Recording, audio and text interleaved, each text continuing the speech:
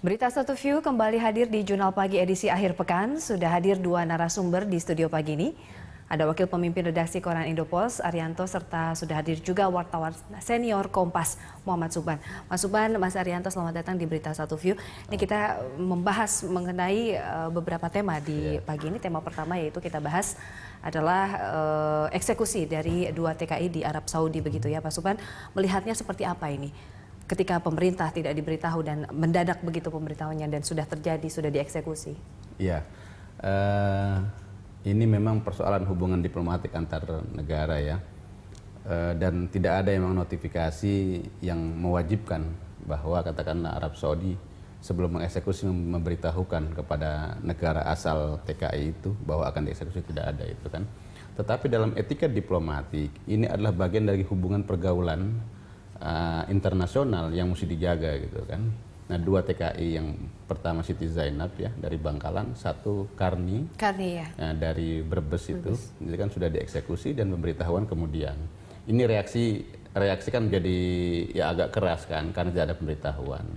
Nah, ini persoalan adalah bagaimana kita melihat bahwa hukum di Arab itu harus kita pahami sebagai kemandirian mereka.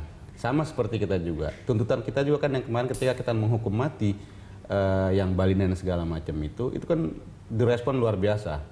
Cuman persoalannya kita ini terlalu banyak dijadikan menjadi komoditas, sehingga sampai sekarang belum ada, dan akhirnya reaksi dari negara-negara lain itu malah menjadi semacam kontraproduktif gitu. Betul. Ini bedanya dengan Arab. Baik. Artinya kalaupun diam-diam dia mengeksekusi, pemberitahuan belakangan. Dan saya kira mungkin barangkali hubungan kita yang begitu dekat dengan Arab harusnya memberikan notifikasi, itu lebih penting lah. Baik. Supaya menjaga hubungan diplomatik ini. Ya, Mas Arianto, kalau dari Indopos seperti apa melihat kasus ini?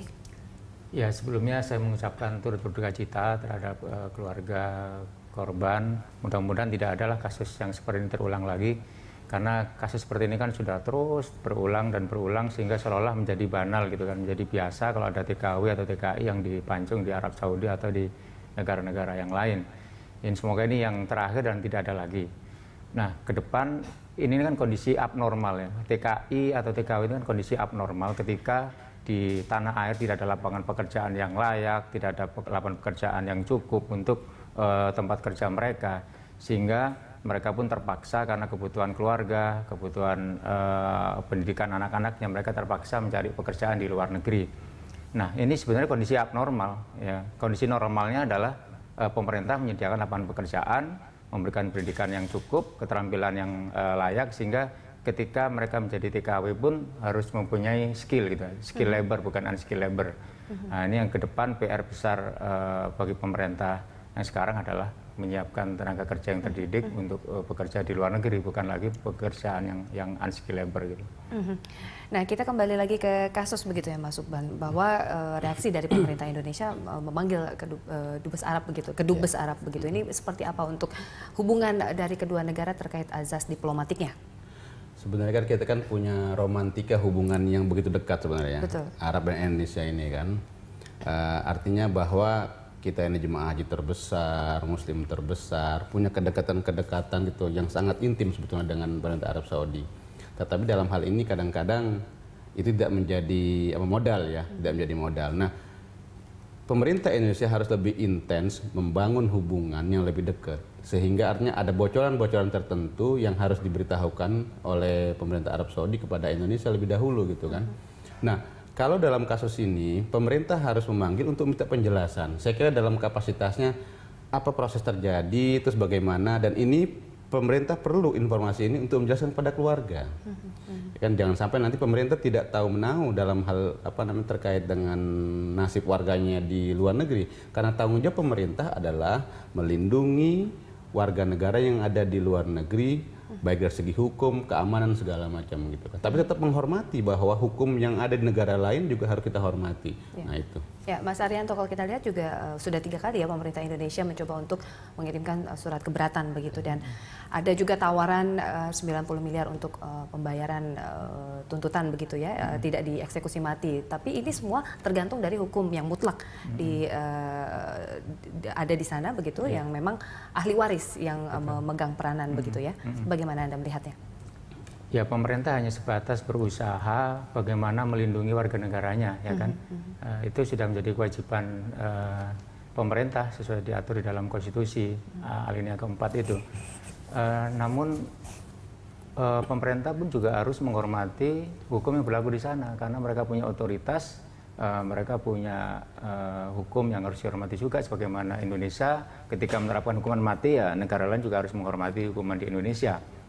Namun sebagai pemerintah harus terus berupaya bagaimana warga negara Indonesia ini tidak dipancung. Namun kan tidak bisa juga karena hukum yang berlaku di sana kan hukum kisos ya. Hukum kisos itu kalau merujuk pada Al-Quran ayat 178 itu kan kutiba alaikumul qisasu fil qatl. Kewajiban atas kamu hukum kisos atas orang-orang yang dibunuh. Nah, nanti hubungannya dengan ahli waris. Ketika ahli waris memberikan maaf, maka si pembunuh ini akan dibebaskan dengan catatan harus membayar sejumlah diat dan sebagainya. Terus seluruh anggota keluarga korban ini harus sepakat untuk memaafkan. Nah, baru akan terbebas dari hukuman pancung. Selama itu tidak terjadi, ada satu aja yang dissenting opinion gitu kan dari anggota keluarga korban, maka tetap dilangsungkan hukuman pancung ya. Baik, Mas Subhan, kalau kita lihat ini berkaca dari kejadian ada 36 warga negara yang masih menunggu untuk eksekusi mati terancam begitu di antara ratusan kasus-kasus yang mendera dari tenaga kerja Indonesia. Sampai saat ini itu kan artinya yang terancam hukuman mati dan juga yang masih memasuki dalam proses hukum itu hampir 260 sekian, ya kan, kebanyakan di Malaysia 200-an lebih, 30-an di Arab, sisanya itu ada di Cina juga bagainya. Nah, tugas sekarang adalah proses tadi bahwa pemerintah harus memberikan perlindungan yang layak untuk mereka, ya kan. Misalnya kalau mereka diadili, apakah ada pendampingan, diberikan kuasa hukum, terus pembelaan, itu yang dilakukan. Bahwa nanti hasilnya bisa membebaskan atau seperti apa, itu adalah bagaimana pihak kuasa hukum memberikan pembelaan-pembelaannya gitu kan. Nah, kita lihat misalnya contoh saja bagaimana pemerintah ini sebenarnya cukup ya untuk memberikan pembelaan. Misalnya kasus Siti Zainab ya. Itu 3 kali. 3 kali proses presiden melakukan hubungan berkirim surat. Sejak era Gus Dur ya. Nah, jadi Gus Dur tahun 2000, betul. Kemudian Presiden SBY tahun 2011, kemudian yang terakhir adalah Presiden Jokowi 2015. Artinya ketiga presiden ini sudah melakukan upaya untuk melakukan pembelaan dan melindungi warganya yang terlibat kasus hukum di negara lain. Tetapi hasilnya tadi bahwa proses hukum di negara lain kan punya aturan, punya otoritas dan norma sendiri dan kita harus menghormati itu. Dan kasus Zainab ini kan menunggu sampai 16 tahun ya kalau tidak salah ya, karena kasus tahun 99. Nah, sampai putranya itu Walid itu akil balik baru ketika ditanyakan bahwa apakah akan dimaafkan atau tidak, menolak ya? Baru dihukum pancung gitu. Nah, jadi tugas pemerintah adalah bagaimana pemerintah memberikan perlindungan yang layak, yang cukup untuk warga yang terlibat kasus hukum di luar negeri. Dan itu harus dilakukan secara serius. Baik. Mas Arianto, kalau kita lihat sebenarnya kan ini juga rencana gelombang eksekusi mati di tanah air juga terus dinamikanya bergulir begitu ya. Apakah dampaknya juga ada terhadap perlindungan TWNI yang mungkin terancam hukuman mati di luar negeri begitu?